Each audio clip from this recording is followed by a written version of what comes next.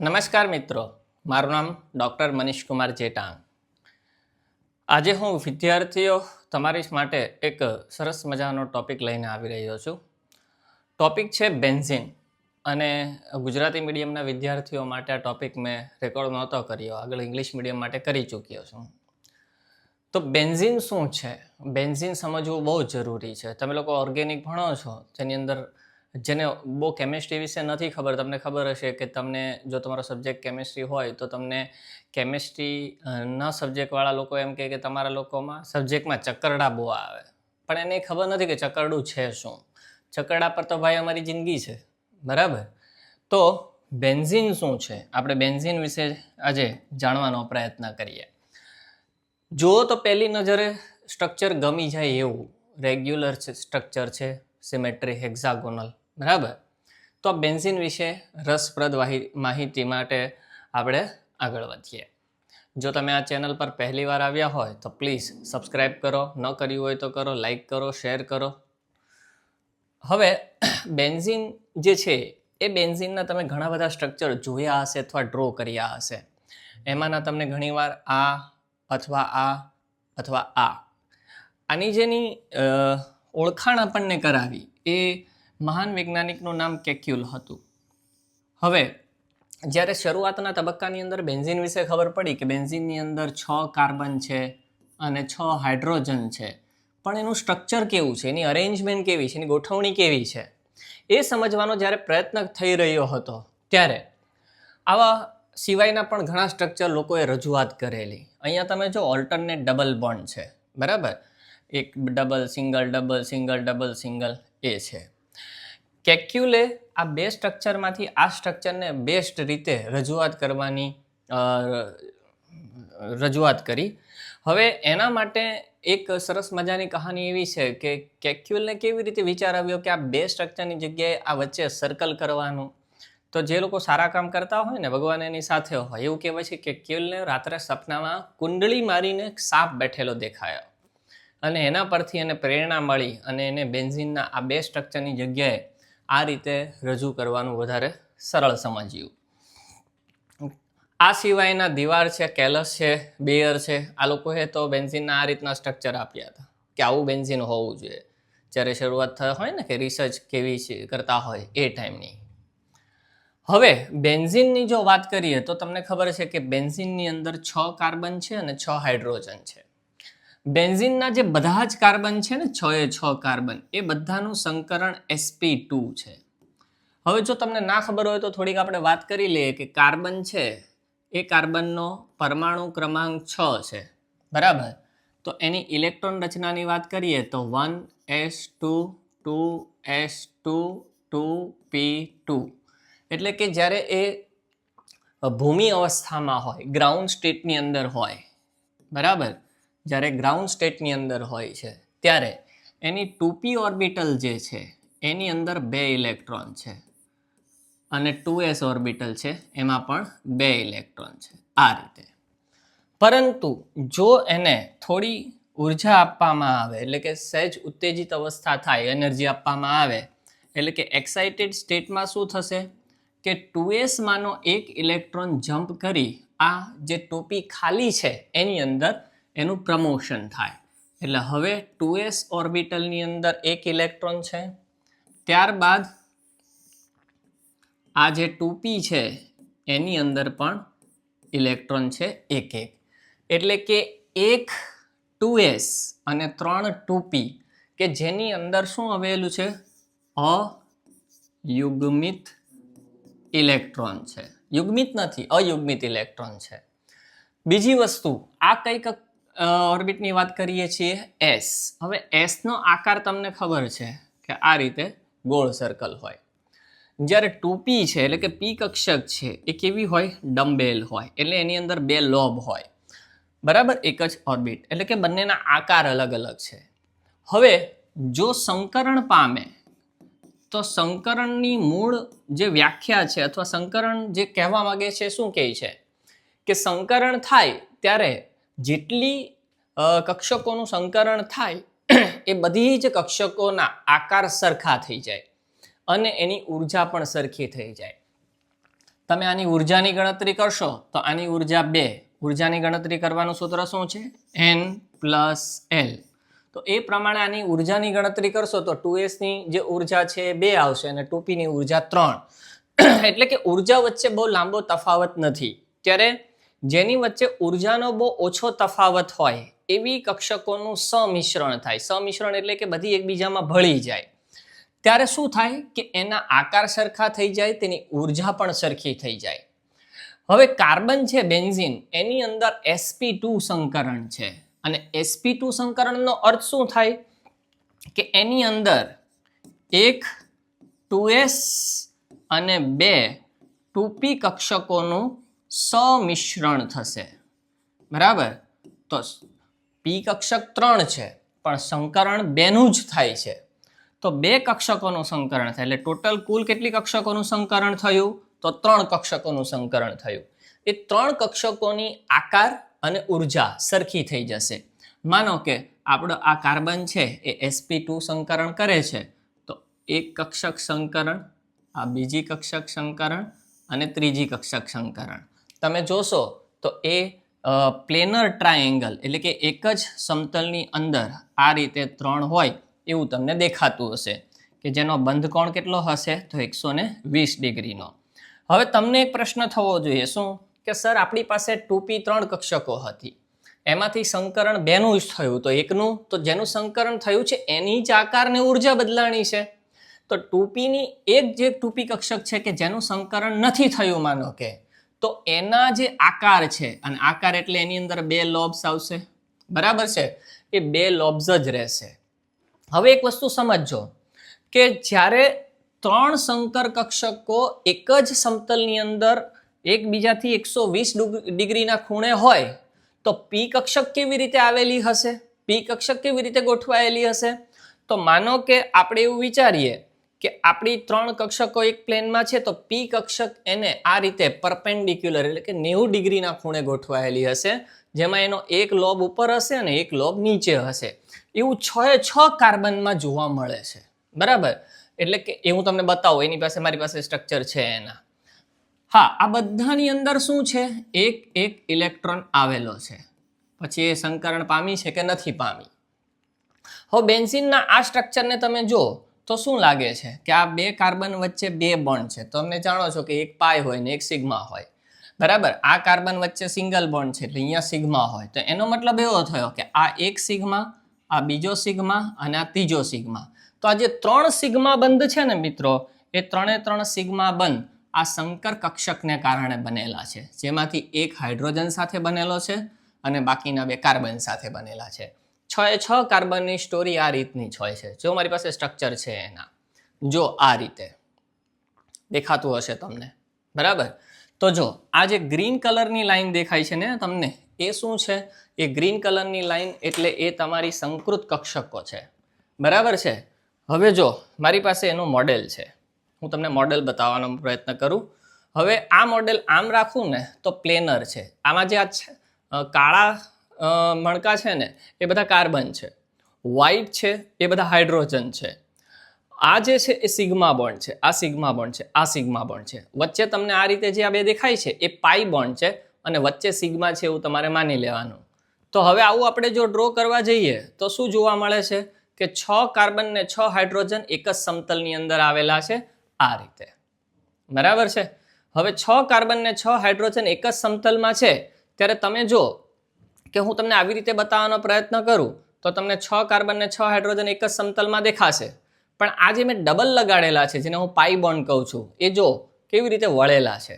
કેમ એવું થયું? તો કે આ જે 6 કાર્બન છે, 1 2 3 4 5 અને 6, એ 6 કાર્બનની 6 સંકૃત ન પામેલી p કક્ષક એ પરપેન્ડિક્યુલર ટુ પ્લેન હશે. એટલે કે આવી રીતે 90 ડિગ્રીના એંગલ પર હશે. બધામાં આ 90 ડિગ્રીના એંગલ પર છે. શું થશે કે એમાંથી પાસેની કોઈ પણ 2, માનો કે આ 2 વચ્ચે ઓવરલેપિંગ થયું, સાઈડ ઓવરલેપિંગ, આ 2 માં સાઈડ ઓવરલેપિંગ ને આ 2 માં સાઈડ ઓવરલેપિંગ. જો અહીંયા સાઈડ ઓવરલેપિંગ થાય તો અહીંયા ડબલ બોન્ડ, અહીંયા નહીં થશે, અહીંયા એક જ સિગ્મા બોન્ડ. અહીંયા સાઈડ ઓવરલેપિંગ થયું તો અહીંયા પાઈ બોન્ડ, અહીંયા સિંગલ. તો આ રીતે, અથવા તો ઓલ્ટરનેટ જે બંધ બતાવે છે તે આ રીતે. એટલે 6 હાઇડ્રોજન અને 6 કાર્બન એક જ સમતલમાં છે. અને પાઈ બોન્ડ છે એ પરપેન્ડિક્યુલર ટુ પ્લેનની સાથે 90 ડિગ્રીનો ખૂણો બનાવીને હોય છે. બરાબર છે. હવે મેં શું કીધું તમને કે આ બધાની અંદર શું છે, એક એક ઇલેક્ટ્રોન છે. બરાબર. તો એ ઇલેક્ટ્રોન સ્થાયી નથી, એ સતત ફર્યા કરે.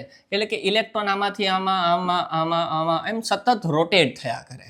તો રોટેટ થયા કરે છે એના કારણે શું થાય છે કે રોટેટ થવાને કારણે તમને હું બતાવું તો જો આ રીતે એનું સ્ટ્રક્ચર બની જાય છે.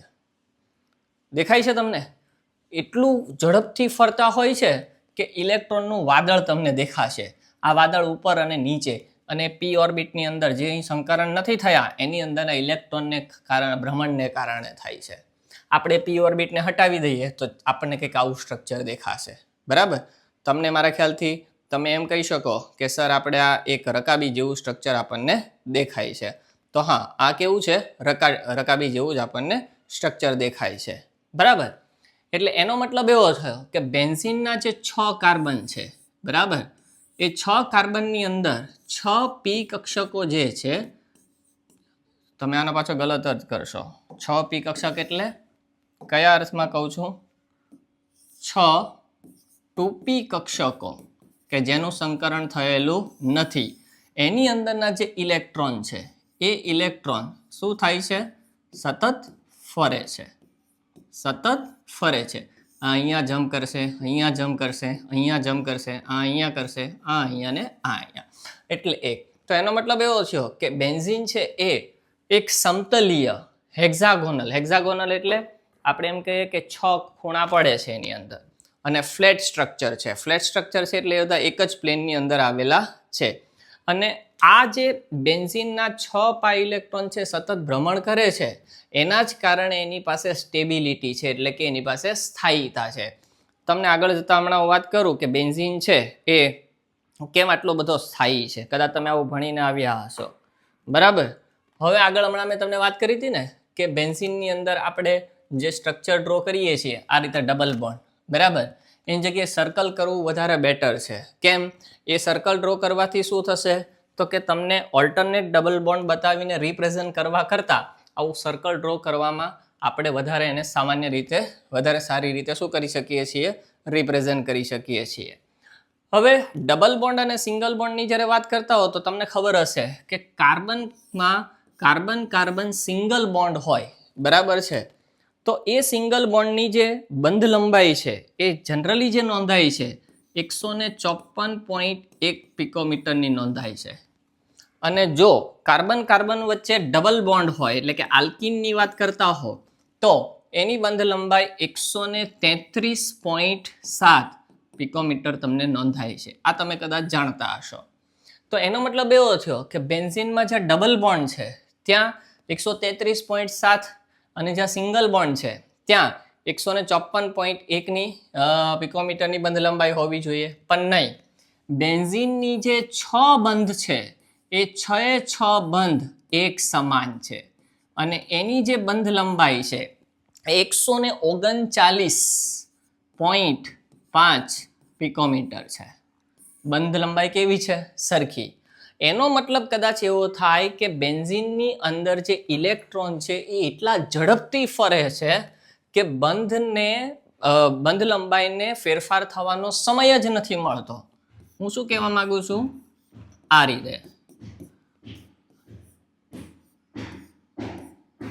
રીતે હવે જો આ ડબલમાંથી આ સિંગલ બન્યો તો આની બંધ લંબાઈ વધવી જોઈએ ને આની ઘટવી જોઈએ. તો ઓલ્ટરનેટ થવામાં એને એટલો સમય જ નહીં મળતો હોય કે એ શું કરે કે એ બંધ લંબાઈ બદલાય. હવે એના માટે સાબિતી માટે કેક્યુલે છે ને બહુ સરસ મજાની એક વાત કરી. જો અહીંયા મેં 2 સ્ટ્રક્ચર લીધા છે. હવે તમને ખબર હશે કે અહીંયા જે પહેલી અને બીજી પોઝિશન પર ક્લોરીન છે એની વચ્ચે ડબલ બોન્ડ છે, બરાબર. જ્યારે અહીંયા 2 ક્લોરીન છે એની પહેલી બીજી પોઝિશન પર છે એમાં સિંગલ બોન્ડ છે. તો એનો મતલબ જો ડબલ બોન્ડ અને સિંગલ બોન્ડ બેન્ઝીનમાં અલગ અલગ હોય એટલે મતલબ 6 બંધ સરખા ના હોય તો પછી આ બંનેના જે ગુણવત્તા છે, આ બધાના જે ગુણ છે એટલે કે આ લોકોની જે પ્રોપર્ટી છે એ કેવી હોય? સરખી નહીં હોવી જોઈએ.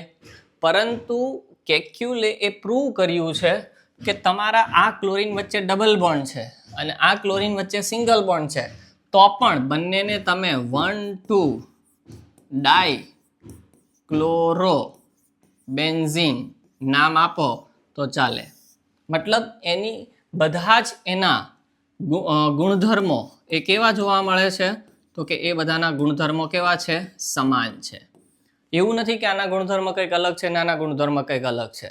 બરાબર, બંનેની પોઝિશન એકબીજામાં એટલી ઝડપથી ફર્યા કરે છે એવું કહી શકાય. હવે બેન્ઝીન માટે એક શબ્દ વપરાયો છે જે તમને ખબર હશે કે બેન્ઝીન છે એને શું કહેવામાં આવે છે? તો બેન્ઝીનને એરોમેટિક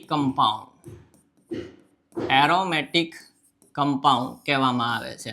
તો પહેલી વસ્તુ તો એવું કે બેન્ઝીનને એરોમેટિક કમ્પાઉન્ડ, તો એરોમેટિક કમ્પાઉન્ડ કહેવાય કોને? તો એરોમેટિક કમ્પાઉન્ડની કેટલીક લાક્ષણિકતાઓ છે. લાક્ષણિકતામાં એક લાક્ષણિકતા છે કે એ જે સ્ટ્રક્ચર હોય, બરાબર, એ સમતલીય હોવું જોઈએ. સમતલીય મતલબ એ એક જ સમતલની અંદર બધા આવેલા હોવા જોઈએ. ત્યાર પછી જે કાર્બન છે કે કાર્બન સિવાયનું કોઈ પણ પરમાણુ હોય તો એનું જે સંકરણ છે એ સંકરણ sp2 અથવા sp હોવું જોઈએ. sp3 તો હોવું જ નહીં જોઈએ. ત્યાર પછી એની અંદર કોન્જ્યુગેશન હોવું જોઈએ. બરાબર, કોન્જ્યુગેશન હોવું જોઈએ. કોન્જ્યુગેશનનો મતલબ શું? ઓલ્ટરનેટ ડબલ સિંગલ હોવું જોઈએ. ત્યાર પછી બંધ રચના હોવી જોઈએ, એટલે કે સાયકલિક સ્ટ્રક્ચર હોવું જોઈએ, ખુલ્લું નહીં હોવું જોઈએ. હવે તમને એમ કહો કે આ રીતે એક સ્ટ્રક્ચર છે, જો 3 સિગ્મા ને 6 સિગ્મા ને 3 પાય આની અંદર છે, પણ આ જે છે એ એરોમેટિક નથી. કેમ? કારણ કે બંધ રચના હોવી જોઈએ. કોન્જ્યુગેશન પણ છે, સંકરણ પણ sp2 છે બધા કાર્બનનું, પણ એનું જે સ્ટ્રક્ચર છે કેવું હોવું જોઈએ? બંધ રચનામાં હોવું જોઈએ. ત્યાર પછી એ હ્યુકેલના નિયમનું પાલન કરવું જોઈએ. હ્યુકેલનો નિયમ એટલે શું? તો 4n + 2 પાય ઇલેક્ટ્રોન. હવે બેન્ઝીનની અંદર તમે ગણતરી કરશો ને તો બેન્ઝીનની અંદર 6 પાય ક્લાઉડ જોવા મળે છે, 6 પાય ઇલેક્ટ્રોન ક્લાઉડ જોવા મળે. બરાબર, જેટલા પણ એરોમેટિક કમ્પાઉન્ડ છે એ સામાન્ય રીતે તમે જોશો તો એ એડિશન રિએક્શન એટલે કે યોગશીલ પ્રક્રિયા નહીં, પરંતુ એની જગ્યાએ વિસ્થાપન પ્રક્રિયા આપશે. બરાબર, આમ જનરલી તમે જોયું હશે કે કાર્બન વચ્ચે ડબલ બોન્ડ હોય, બરાબર છે, અને એની આપણે પ્રક્રિયા કરીએ આ રીતે તો શું થાય? કાર્બન વચ્ચે સિંગલ બોન્ડ આવે, એટલે કે બંને વચ્ચેનો પાઈ બોન્ડ બ્રેક થઈ જાય. આ યોગશીલ પ્રક્રિયા થઈ. પણ બેન્ઝીનની અંદર 3 પાઈ બંધ હોવા છતાં પણ એની અંદર કોઈ પણ પ્રકારનું બંધ જોવા મળતો નથી. તો બેન્ઝીન આટલો બધો સ્થાયી કેમ છે? તો બેન્ઝીનની સ્થાયીતા પ્રૂવ કેવી રીતે કરી શકાય? તો સામાન્ય રીતે જો બેન્ઝીનની સ્થાયીતા પ્રૂવ કરીએ, એટલે કે બેન્ઝીન બહુ સ્થાયી છે, સ્ટેબલ છે, તો બેન્ઝીનની આટલી બધી સ્ટેબિલિટી હોવા માટે આપણે કઈ પદ્ધતિથી એને સ્ટેબલ સાબિત કરી શકીએ? તો એમાંની એક જનરલ મેથડ છે જેનું નામ છે હીટ ઓફ હાઇડ્રોજિનેશન. હવે હીટ ઓફ હાઇડ્રોજિનેશન એટલે શું? બીજી એક કમ્બશન મેથડ પણ છે. હવે હીટ ઓફ હાઇડ્રોજિનેશનની મેથડ એટલે શું? આપણે હીટ ઓફ હાઇડ્રોજિનેશન ને કેવી રીતે પ્રૂવ કરી શકીએ? તો કે માનો કે તમારી પાસે 1 મોલ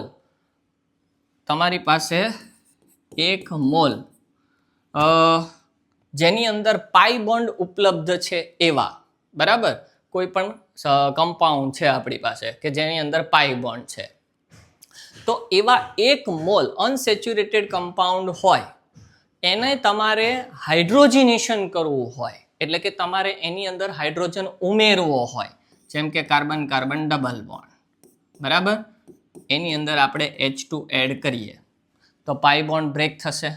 બરાબર, પાઈ બોન્ડ શું થશે? બ્રેક થશે, અને બંને જગ્યાએ શું થશે?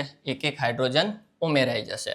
તો 1 મોલ અસંતૃપ્ત હાઇડ્રોકાર્બન કમ્પાઉન્ડ હોય એની અંદર તમારે હાઇડ્રોજન ઉમેરવા હોય ત્યારે જેટલી એનર્જી એમાંથી રિલીઝ થાય, છૂટી પડે, બરાબર, તો એને કહેવામાં આવે છે હીટ ઓફ હાઇડ્રોજિનેશન. અને એ હીટ ઓફ હાઇડ્રોજિનેશન પદ્ધતિથી આપણે બેન્ઝીનની સ્થાયીતા નક્કી કરી શકીએ. એ પહેલાં હું બેન્ઝિનની સ્થાયીતા પર જાઉં એ પહેલાં હું એકવાર એમ કહેવા માગીશ કે બેન્ઝિન છે એના જે 6 કાર્બન છે અને એની સાથે જે 6 હાઇડ્રોજન છે, બરાબર, ઓલ્ટરનેટ એની અંદર શું આવેલું છે? ડબલ બોન્ડ આવેલા છે આ રીતે. તો આ જે સ્ટ્રક્ચર છે એ સમતલીય છે. ત્યારે હું એમ કહીશ કે આ 6 કાર્બન પર ઇલેક્ટ્રોનનું જે વાદળ છે, ઇલેક્ટ્રોનના વાદળની જે ઘનતા છે એ એક સરખી વિસ્થાપિત થયેલી છે. એટલે કે તમે આની અંદર ગમે ત્યાંથી 1 નંબરની શરૂઆત કરી શકો. 1 2 3 4 5 6. કોઈને એમ થાય ના સર મારે એવી રીતે નથી કરવું, મારે અહીંથી 1 કરવો છે. 1 2 3 4 5 6. તો તમે 6 કાર્બનમાંથી કોઈ પણ જગ્યાએ તમે વિસ્થાપિત કરી શકો. બરાબર છે, કોઈ પણ જગ્યાએથી નંબરની શરૂઆત કરો. ક્યારે? જ્યારે એની અંદર 6 કાર્બન ને 6 હાઇડ્રોજન છે, એટલે કે બધા કેવા છે? આઈડેન્ટિકલ, સમાન છે.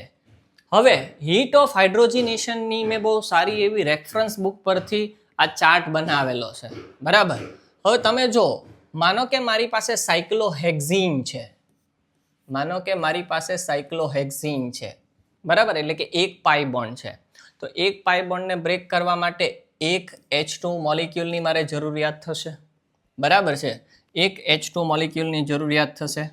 તો સાયક્લોહેક્ઝીનમાં 1 મોલ હાઇડ્રોજન ઉમેરો ત્યારે 28.6 કિલો કેલરી જેટલી ઉર્જા એમાંથી છૂટી પડે છે. બરાબર. ત્યાર પછી છે સાયક્લોહેક્સાડાઇન. સાયક્લોહેક્સાડાઇન એટલે શું? તો કે એની અંદર 2 વાર ડબલ બોન્ડ છે આ રીતે. તો એક ડબલ બોન્ડ માટે 2 હાઇડ્રોજન જોઈએ. તો 2 પાઈ બોન્ડ છે તો આપણે 2 મોલ હાઇડ્રોજનની જરૂરિયાત પડશે. હવે જો તમે એક પ્રેક્ટિકલ કર્યો છે કે સાયક્લોહેક્ઝીન છે ને એમાંથી તમારે 1 મોલ હાઇડ્રોજન ઉમેરવો છે તો 28.6 કિલો કેલરી ઉર્જાની જરૂર છૂટી પડે છે. તો એનો મતલબ એવો થયો કે સાયક્લોહેક્સાડાઇનની અંદર તમારે ગણતરી કરો તો 57.2, 28.6 ગુણ્યા 2, 57.2 કિલો કેલરી જેટલી ઉર્જા એમાંથી છૂટી પડવી જોઈએ. પણ પ્રેક્ટિકલી જે આપણને મળ્યું છે એ કંઈક અલગ જ છે. 55.4 કિલો કેલરી જેટલી જ ઉર્જા છૂટી પડે છે, 57.2 નહીં. ત્યાર પછી સાયક્લોહેક્સાટ્રાઇન. સાયક્લોહેક્સાટ્રાઇન એટલે શું? સાયક્લોહેક્સાટ્રાઇન એટલે ઓલ્ટરનેટ 3 ટ્રિપલ બોન્ડ છે. બરાબર. હવે તમે આ 28.6 એક બોન્ડ માટે ગણતરી કરી હોય તો 3 બંધ હોય તો એમાં તમારે કેટલી જરૂર પડે? તો કેલ્ક્યુલેશન કરો ને તો જરૂર પડે છે 85.8 કિલો કેલરી જેટલી ઉર્જા છૂટી પડે. પરંતુ જ્યારે તમે ગણતરીની પણ પ્રેક્ટિકલ કરો તો જોવા મળી 49.8 કિલો કેલરી. એનો મતલબ 36 કિલો કેલરી જેટલી ઉર્જા અહીંયા ઓછી રિલીઝ થાય છે. તો એ ઉર્જા બેન્ઝીને ક્યાં વાપરી? 36 કિલો કેલરી જેટલી ઉર્જા બેન્ઝીને ક્યાં વાપરી? તો એ 36 કિલો કેલરી જેટલી ઉર્જા એ બેન્ઝીને પોતાની સ્થાયીતા જાળવી માટે વાપરી અને એને કહેવામાં આવે છે રેઝોનન્સ એનર્જી, સસ્પંદન ઉર્જા. તો એ 36 કિલો કેલરી ઉર્જા ક્યાંથી આવી? આઈ થિંક સો એનસીઆરટીમાં તો છે જ નહીં. બરાબર. તો આ એ બેન્ઝીનની આ રેઝોનન્સ ઉર્જા મેં એક રેફરન્સ બુકોનો ઉપયોગ કર્યો છે અને એમાંથી આ ગણતરી કરીને લાવ્યો છું. બરાબર. તો બેન્ઝીન કેમ એટલો સ્થાયી છે? કેમ બેન્ઝીન યોગશીલ પ્રક્રિયા નથી આપતો? કેમ બેન્ઝીન છે એ વિસ્થાપન પ્રક્રિયા આપે છે? તો એના માટે જવાબદાર શું છે? બેન્ઝીનની આ જે રેઝોનન્સ એનર્જી છે એ એના માટે જવાબદાર છે, જે એને સ્થાયીતા અપાવે છે. બરાબર. હવે બેન્ઝીન છે એ સામાન્ય રીતે યોગશીલ પ્રક્રિયા નથી આપતો તો કઈ પ્રક્રિયા આપે છે? વિસ્થાપન પ્રક્રિયા આપે છે. અને એ વિસ્થાપન પ્રક્રિયાની શરૂઆત કેવી રીતે કરશું? જનરલી જે છે વિસ્થાપન પ્રક્રિયા ઇલેક્ટ્રોન અનુરાગી વિસ્થાપન પ્રક્રિયા. એનો મતલબ એવો પણ નથી કે બેન્ઝીન કેન્દ્ર અનુરાગી વિસ્થાપન પ્રક્રિયા નથી આપતો, એ પણ હું શીખવીશ. બરાબર. હવે અંતમાં એવું કહીશ કે જો તમને આજે કંઈક નવું જાણવા મળ્યું હોય તો પ્લીઝ સબસ્ક્રાઈબ કરો, લોકોને કહો સબસ્ક્રાઈબ કરે. ત્યાર પછી લાઈક તો કરો જ, શેર કરો પ્લીઝ. અને ટૂંક સમયમાં મારા 6K વ્યૂ થવા આવ્યા છે. જેવા એ થઈ જશે એટલે એ ખુશખબરી આપવા માટે હું યુટ્યુબ પર ફરી પાછો આવીશ. આપ સર્વેનો દિન શુભ રહે. નમસ્કાર.